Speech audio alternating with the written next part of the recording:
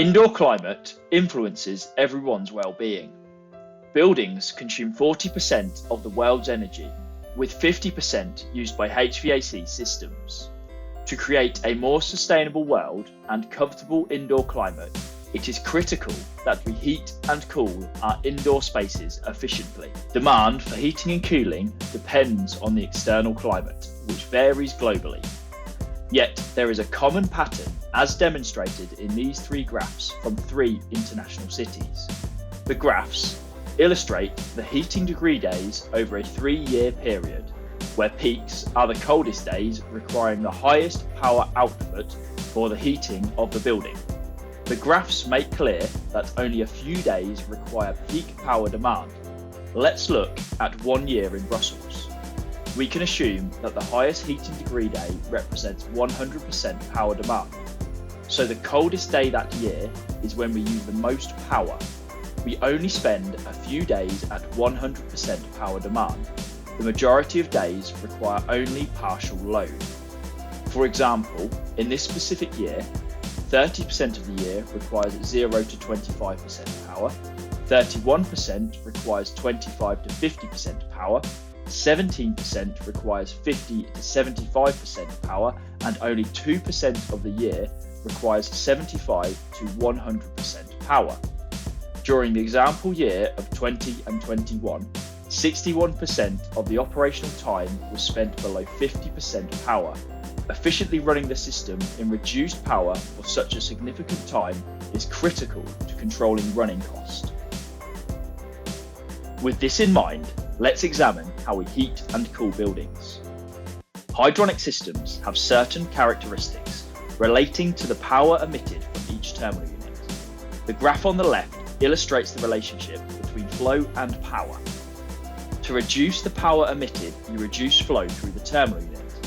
As you can see, this is a non-linear relationship because as we reduce flow, we increase the time taken for the fluid to pass through the terminal unit and heat the surroundings.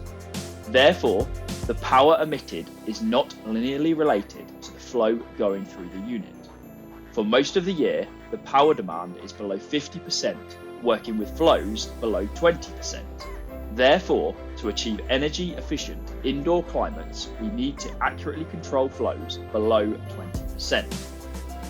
Although this principle applies to all heating types, let's see how this works for an air handling unit. The unit has an air intake which draws air through the filters, over the heating and cooling coil, and then emits air at the desired temperature. In this example, the AHU is designed to manage an intake temperature of -10 degrees C and achieve an output air temperature of 21 degrees C. In this condition, the heating coil requires 100% power and 100% flow from the control valve, both simulated in the graphs. Water is passing through the coil with a supply temperature of 60 degrees and a return temperature of 45 degrees C. If external temperature increases to 5 degrees C to achieve the desired 21 degrees C, the power supplied needs to be reduced by limiting the flow through the unit.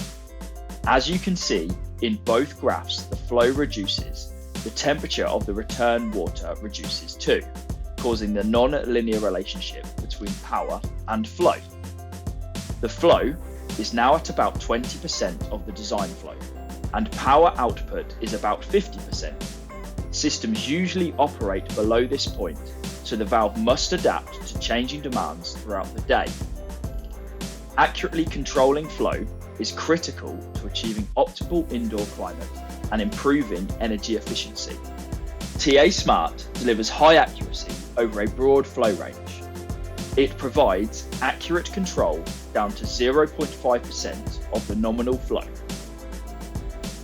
Valves that perform badly at low flows risk operating in an on-off manner, with poor accuracy at low flows.